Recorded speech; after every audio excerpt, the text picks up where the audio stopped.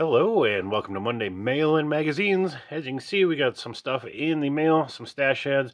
I got another box off screen that came in the mail that we'll take a look at. And of course, our vintage magazine, continuing on with Custom Router, July of '62 here in front of us. Of course, we'll get to that after we go over the stash ads or mail calls. Both of these coming from the same Facebook gentleman. He had a stack of kits for $20. I seen this little striped end box here, and I knew exactly what it was. Had to take a look at it, and from the pictures I knew I had to have it. He was selling the stack for $20 a piece, and just a really cool box. If you notice, this customizing kit does not say who or what it is, other than the cover being a 32 Ford Roadster customizing kit, but this is an AMT kit. And what is unique about it is this is like a dealer only promotional thing that they would give away to some of their clients. There you can say they're talking about the '64 Ford products. If you want to pause that and read it, just a really cool little piece of history and the dealer items from AMT. Really nice looking decal set in there yet. Very well taken care of kit. Of course, there's our AMT instructions trophy series. Pretty cool. And from the looks of it, it is all there. If it's missing anything, it would be very minor. I haven't gone through the inventory yet, just came in. But I'm very, very excited and happy to get this one. There are a few different varieties and different colored stripe boxes, so they're always interesting to look for. This is the first one I've had a chance to get my hands on. Hopefully I can get my hands on a few of the other ones to kind of create a collection of them. Super happy to have that one. And while I was buying one and paying shipping anyways, I threw in this one. I know that this is a pretty sought after kit, the full detail version of the Shazoom by Boyd. It has a fantastic tube style chassis underneath, very modern for the 90s at least. Very cool. I don't know if I would build it as a Shazoom, maybe Shazoom slam it and use that chassis and interior for something else. Who knows, but again, for $20, already paying shipping, it was definitely worth the purchase there. And last in the mail comes in via trade.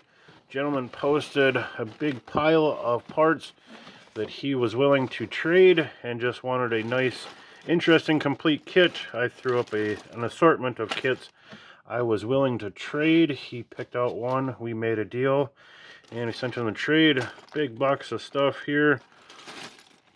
A lot of engine type stuff in there. I think I seen a nail head earlier. We got kind of some of the miscellaneous stuff. A couple of trophies. Definitely parts that I like, a little trinkety stuff. Got some random chassis. Not fully sure what a lot of these parts are. I think this is from one of them IMCA or IMSA Mustangs or something. Big bag of wheels. That was one thing I spotted. I seen a lot of the pie crust drag slicks in there. Some other nice wheels or tires. Totally worth it on that part.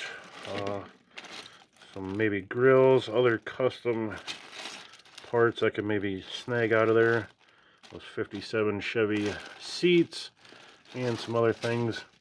Again, I wasn't real clear on what was all in there, but I seen enough to make a trade for a kit. Some random glass. We got another partial kit of something. Looks like a Camaro possibly. Bag of wheels, wheel backs. They're always nice to have. Got some nice smoothies there. Great set of wheels. Some other random parts. Some more of our 4950 convertible parts and front ends there. Always use that. Some more miscellaneous bits and pieces. Some other random bits. But there was also a big stack of decals. Lots of interesting decals. Again, totally worth it. I think these are from that pretty rare Tough Truck, I think it's called. If they are, let me know. Or if anybody needs a set, there they are. Maybe do some trading with you on those. I'll get through these, sort them out, check them out. But I think that was a great Great steal for parts for a trade for a kit. But now let me clean this up and get onto the magazine. Alright, I'm back with the magazine. Again, July 62 custom rodder. We have idea-filled custom roundups with 29 wild front end and fender treatments. We got custom at its peak. Lots of peak fenders, taillights, custom door panels for under $10. The right way to set up your GMC blower. Let's get inside. This one's seen some better days, but I think we can get through her. The Lone Star stator.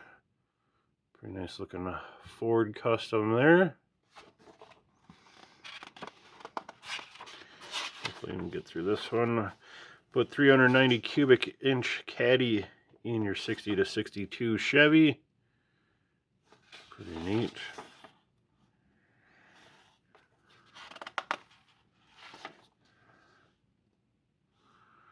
JC Whitney, little stick shift, 4-shift conversion, 14 way out front end treatments. It's kind of going through this earlier, and I think all of the comments next to the pictures don't really match up, but conventional French job on a 53 Ford. Uses stock rings. I think that one's good. Bolted headlights combined with custom-made plexiglass covers look good on this tube grill 47 Ford. Utilizing Frenched and tunneled Lucas lamps, hidden fender radio aerials.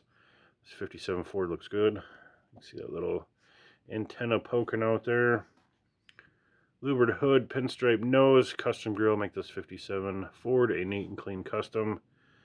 Bolt-on quad pots on a Corvette grill make this 57 Ford.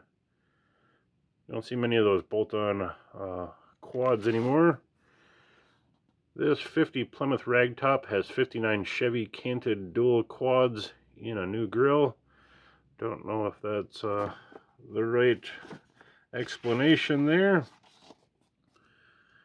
A new custom grill and French pots teamed up with hand-formed headlight rings to make this 58 Buick look good. Whoever edited this article should be fired. All the chopped up photos cutting off the headlights, the weird a more modern approach was used with this 52 Ford rod. New headlamps and pinstriping still help rod retain its age. I don't know if that's a 32 typo or if that's for one of these other ones here. This 54 Buick nose has its headlight assembly spliced to a 40 Ford fender. Ford pickup. Kind of cool. I like those little scoops. That's a cool look. Wild treatment combines hand-formed front fenders with chromed headlight rings from a 58 Lincoln. Frenched headlights on this 32 Ford along with a mesh chrome bulleted grille make this rod a wild one. That does not match up there. A standardized Frenched headlights featured 52, 53 Mercury headlights rings on this 52 Chevy. I think these two are switched around. Pretty rad looking front end there. An unusual effect was achieved on this 34 Ford custom rod by uniting a 61 Chrysler lamps with Lucas lenses. Definitely interesting front end.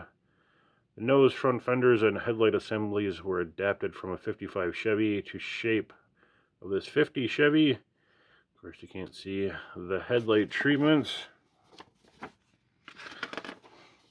Vintage ragtop, 32 Ford. Real classic looker. Little cabriolet there. Nice clean interior. Couple of awards. Running a Corvette mill. Really nice. Peak of custom, our cover car.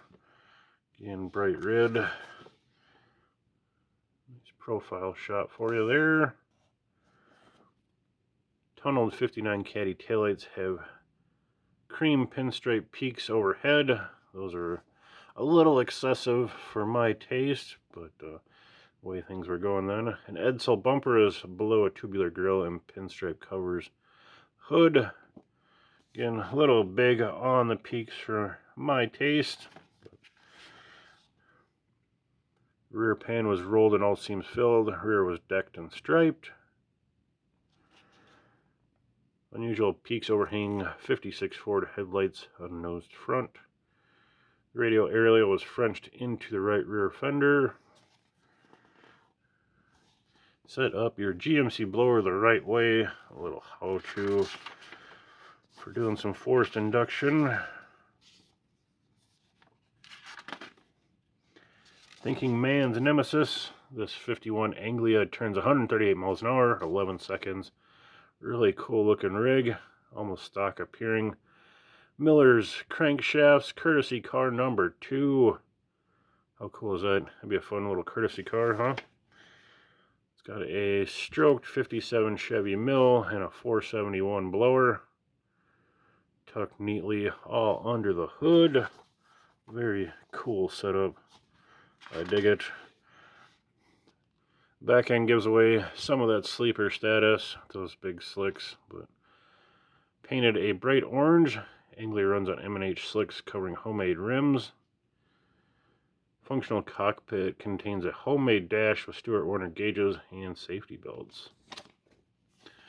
15 wild fender treatments. This Corvette's front fenders were extended and peaked. The rear fenders of this T-Bird were extended and molded with recessed 54 Buick eyes. The rear fenders of the 56 Vet were extended and molded. I don't mind those peaks. That's a nice little peak there. It's an unusual treatment there. Those are pretty wild. I do like big fins, so cool with that. How about those big scoops there? Big like ice cream scoops. Fender treatments via the use of bear cans. This 57 T-Bird front fenders were extended and molded. Rear fenders on this 49 Chevy were reworked with hold 60 caddy fins and 59 caddy blinkers. That's kind of neat. Plymouth front fenders were cut back with a rolled pan bringing up the bottom. A smooth look. Here's the same car. 57 Plymouth rear fenders were molded at bottom. Extended tail fins house Chrysler lenses. Very smoothed up Chrysler there. Unusual fenders were extended, rebuilt for this 52 Lincoln. Nope, small fins below large fins. I think we've seen that in last week's issue. Speaking of chromes and fins, adorning these rear fenders are radical extended fins at both top and bottom. That is a wild one there. All the fin work. Some more fender treatments. Extended 56 T-Bird fenders are on both the top and bottom. Rear fenders of this Ford sport much molding to house Chrysler blinkers. This T-Bird's rear fenders were rolled with molded extended fins. 57 Chevy fender scoops were recessed. Fenders were lowered. It's kind of an odd look there. Rear panel of this 53 Merc houses extended fender and Packard eyes. It's a good look. Front fenders of this Radical Custom were extended to the bumpers. I think that's our super wing machine front. Onto our reader's drawing boards. Jim Dixon has come up with 2 fine customs that are winners. The custom on the top looks like a famous Lotus racing car, while the one below has wild scalloping, oversized wheels, and 6 exhausts. Has like a fold-out door. Kind of unusual.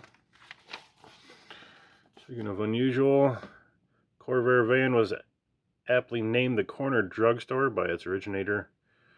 All of the horsepower would make for a cool land speeder.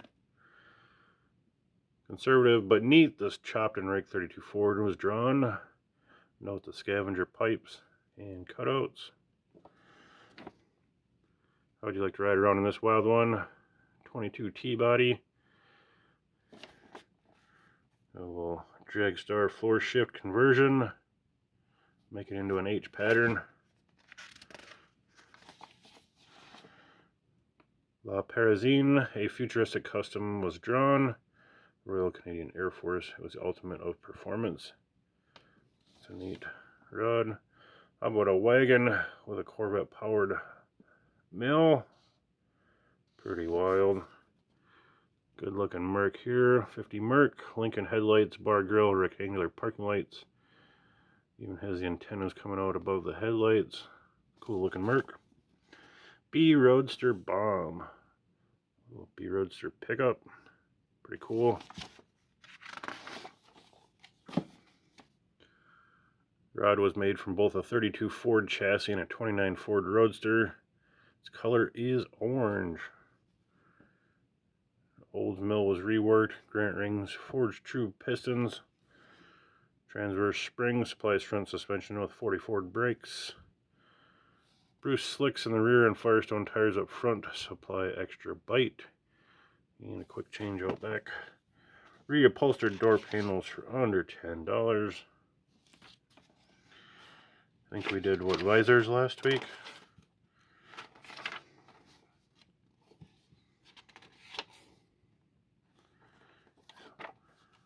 The Lone Star Stator. Unusual effect was achieved with a combination of Ford DeSoto grill. Kind of that frog mouth look. Cool taillight treatment. Looks like Edsel, but I think it's just twin 57 lights. Chrome bullets were placed on the rear wheels, door handles removed, and body seams filled. A pearl white Naugahyde headliner was made for the interior. It was also rolled and pleated. The rear pan was rolled and the trunk was rounded. A Nerf bar was added, as were air scoops. Rear recessed taillights are Ford. Okay, it's just kind of a twin 57 Ford, not the Edsel wagon lights. Dual 58 Ford headlights are used. Ford was nosed and decked. Front pane was rolled. Custom license plate holder.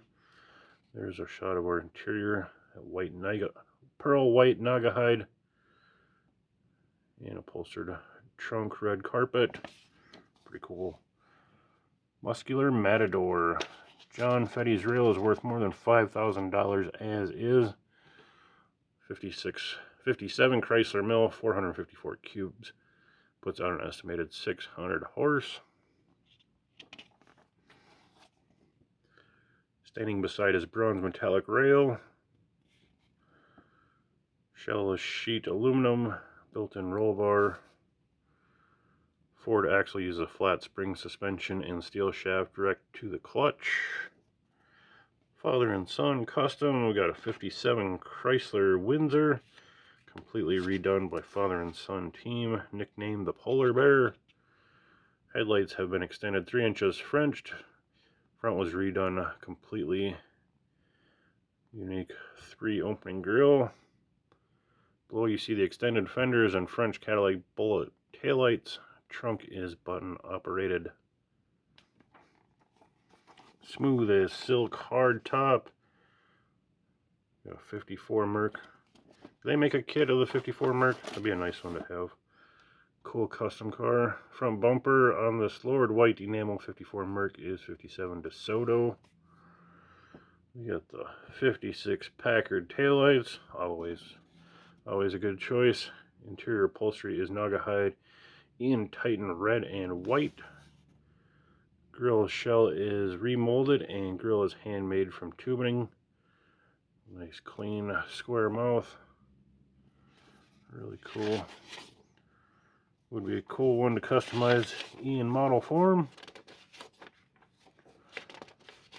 Lots of ads. Your car on display. We got a 58 Ford 4-door. Was painted a 61 Chevy metallic maroon. Wheels were chromed and left uncovered. Skirts were also added for an extra touch.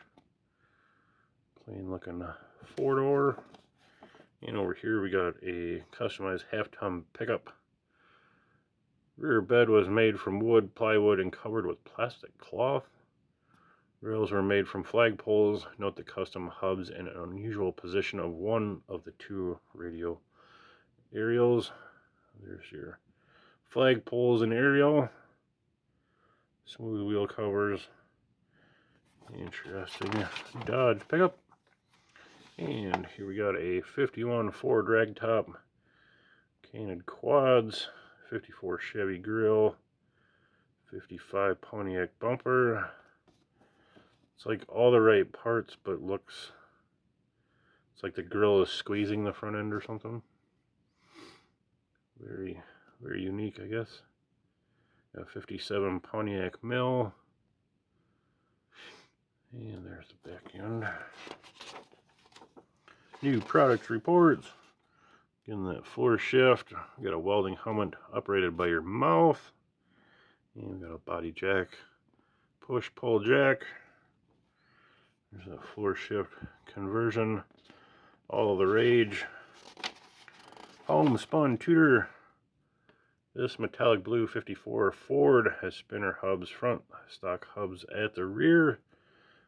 Ooh, he's got a double look there. Customized 58 Ford grill was installed, as were 54 Old's taillights. 2 spinner hubs. It's a unique choice to go with different hubcaps. I'm sure those spinners don't fit under skirts. Casey Whitney, Autorama Guild, and the end. Thank you guys for watching. We'll see you next time.